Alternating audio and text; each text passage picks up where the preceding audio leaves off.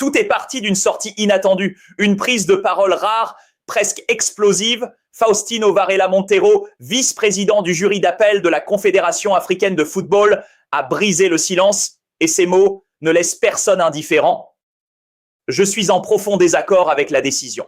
Une phrase simple. Mais dans le contexte, c'est une onde de choc. Parce que cet homme n'est pas un observateur extérieur. Il y a des déclarations et puis il y a celles qui changent complètement la lecture d'une affaire. Parce que ce qui vient d'être révélé ici ne vient pas d'un supporter frustré ni d'un analyste extérieur. Non, cela vient de l'intérieur, d'un homme qui était au cœur même du processus décisionnel, un homme qui a participé directement à la fameuse décision du 17 mars. Et à partir de cet instant, tout prend une autre dimension. Car quand quelqu'un issu du système lui-même exprime un désaccord aussi clair, ce n'est plus une contestation, c'est une fissure, une faille interne, autrement dit, le doute ne peut plus être balayé comme une simple polémique venue de l'extérieur. Il s'installe là où, normalement, il ne devrait jamais exister, au sommet de l'institution. Et ça, c'est extrêmement rare. Mais ce qui rend cette sortie encore plus lourde de conséquences, c'est le fond de son argumentation. Parce qu'il ne parle pas d'émotion, il ne parle pas d'injustice ressentie. Il parle de droits, de règles, de principes fondamentaux qui structurent le football mondial. Et au cœur de ces principes, il y en a un incontournable, l'autorité de l'arbitre. Dans le football, tout commence et tout se termine avec lui, son regard, ses décisions et surtout son rapport. Ce document n'est pas un simple résumé du match, c'est une référence, une base juridique, un point d'ancrage sur lequel reposent toutes les décisions disciplinaires. Ce principe n'est pas une interprétation.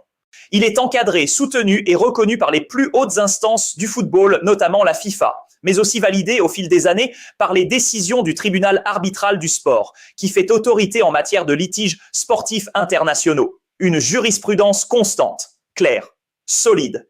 Et que dit-elle, cette jurisprudence? Que sauf preuve contraire exceptionnelle, le rapport de l'arbitre fait foi, toujours, parce qu'il est le seul acteur neutre présent sur le terrain, le seul à avoir une vision globale, immédiate et officielle des événements. Alors forcément, quand ce principe fondamental est rappelé avec autant d'insistance, ce n'est pas anodin, c'est un signal, un message, presque une alerte, car derrière ces mots, une question se dessine. Si le rapport de l'arbitre est censé primer sur tout, alors pourquoi une décision finale pourrait-elle s'en éloigner? Pourquoi prendre une direction différente si la base même du jugement est censée être ce rapport? Et c'est là que le débat bascule. On ne parle plus seulement d'une décision contestée, on parle d'une possible contradiction entre le droit et son application, entre les règles écrites et la manière dont elles ont été utilisées. Et dans ce genre de situation, ce ne sont pas les émotions qui tranchent, c'est le droit, rien que le droit. Voilà pourquoi cette déclaration est si puissante. Parce qu'elle ne repose pas sur une opinion, elle repose sur un principe universel du football, un principe que personne ne peut ignorer, et qui aujourd'hui pourrait bien être au cœur du verdict final. Car désormais, une chose est sûre, ce dossier ne se jouera pas dans le bruit, mais dans la précision, pas dans les débats passionnés, mais dans l'interprétation rigoureuse des règles. Et quand le droit entre en jeu, il ne laisse que très peu de place au hasard. Alors la question devient brûlante, presque impossible à esquiver. Parce qu'à ce stade, on ne parle plus de rumeurs ni d'interprétations approximatives. On parle d'un document officiel, le rapport de l'arbitre. Et ce rapport, justement, que dit-il vraiment? Il décrit un moment de tension à la 97e minute, un arrêt de jeu, oui, mais un arrêt temporaire, un match suspendu quelques instants, le temps de rétablir l'ordre, de calmer la situation, puis, fait essentiel, le jeu reprend. 12 minutes plus tard, le match va à son terme, sans mention d'un abandon, sans constat d'une interruption définitive, sans signalement d'un incident mettant fin à la rencontre, rien, un détail? Non, c'est le cœur même du dossier. Parce que dans le langage du droit sportif, chaque mot compte. Arrêt temporaire n'est pas abandon, suspension n'est pas fin de match. Et cette nuance change tout. Et pourtant, malgré cette base factuelle claire, posée noir sur blanc, la décision finale prend une direction totalement différente. Elle s'appuie sur les articles 82 et 84, des articles qui ne s'appliquent qu'à une seule situation, un abandon de match. Alors forcément, le choc est inévitable. On se retrouve face à un paradoxe, un décalage brutal entre ce qui est observé sur le terrain et ce qui est retenu dans les bureaux. Comme si deux réalités coexistaient, l'une sportive, l'autre administrative. Et entre les deux, une fracture, C'est précisément à cet instant que tout bascule. Parce que si l'arbitre, figure centrale, autorité suprême du terrain, n'a jamais constaté d'abandon, alors la question devient presque dérangeante. Sur quelle base juridique repose la décision? Quel élément suffisamment fort, suffisamment solide, permet de contredire un rapport arbitral? Et derrière cette question, une autre encore plus sensible. Qui a réellement pris cette décision? Est-ce une interprétation collective, une orientation imposée, une lecture discutable du règlement, ou pire, une décision qui échappe même à ceux censés la défendre? Dans les coulisses de la Confédération africaine de football, la tension monte rapidement, silencieusement, mais intensément, parce que ce qui semblait n'être qu'un simple litige sportif se transforme peu à peu en crise institutionnelle, une fracture interne, des lignes qui bougent, des voix qui commencent à diverger, et surtout une crédibilité qui se retrouve mise à l'épreuve, car à ce niveau, il ne s'agit plus seulement de désigner un vainqueur, il s'agit de défendre un système, des règles, une cohérence, et au centre de cette tempête, il y a un pays, une équipe, une génération, le Sénégal. Un Sénégal qui ne revendique pas seulement une victoire, mais une reconnaissance, celle d'un match joué, d'un résultat acquis sur le terrain et d'un droit qui, selon lui, n'a pas été respecté. Et désormais, ce n'est plus seulement une affaire de football, c'est une affaire de vérité.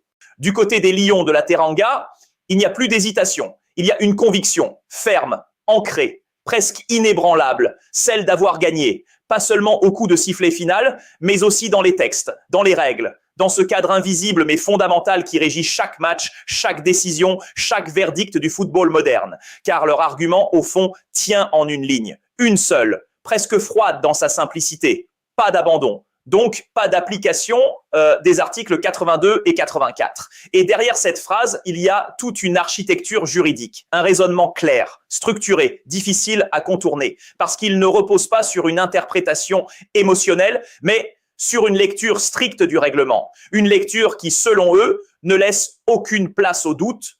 Pour le Sénégal, ce n'est donc pas une revendication, c'est une démonstration. Ils ne demandent pas justice, ils estiment qu'elle est déjà écrite, mais dans ce genre d'affaires, la vérité ne se proclame pas, elle se tranche et désormais tout converge vers une seule instance, un seul regard, un seul verdict, celui du tribunal arbitral du sport, le TAS, le dernier mot du sport mondial, là où les passions s'arrêtent et où le droit prend le relais. Une juridiction à part, respectée, crainte, incontestable, parce qu'une fois sa décision rendue, il n'y a plus rien derrière, pas d'appel, pas de seconde chance, pas de retournement possible.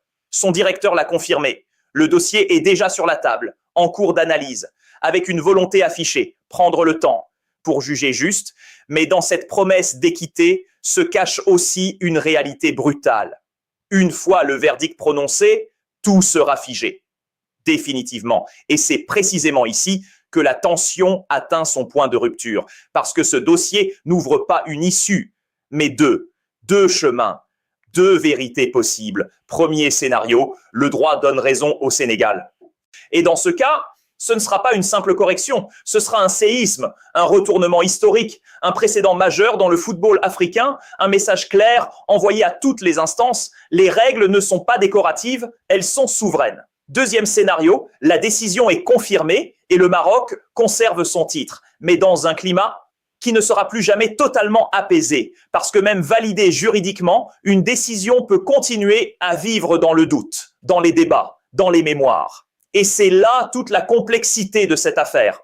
Peu importe l'issue, elle laissera une trace, parce qu'au fond, ce n'est plus seulement une finale qui se joue, c'est une confrontation entre deux lectures du football. L'une basée sur le terrain, l'autre sur son interprétation. Et dans quelques semaines, le football africain connaîtra sa vérité. Une vérité définitive, mais pas forcément unanime. Une chose est sûre, on a dépassé le cadre du jeu. Ce n'est plus une question de score, ni même de trophée soulevé au bout de 90 minutes. Ce qui se joue ici est beaucoup plus profond. On parle de crédibilité, celle des instances, celle des décisions prises dans l'ombre des bureaux. On parle de justice, pas celle que l'on ressent, mais celle qui doit être démontrée, argumentée, incontestable. On parle aussi d'un équilibre fragile, celui des pouvoirs au sein du football africain, où chaque décision peut renforcer ou fragiliser tout un système.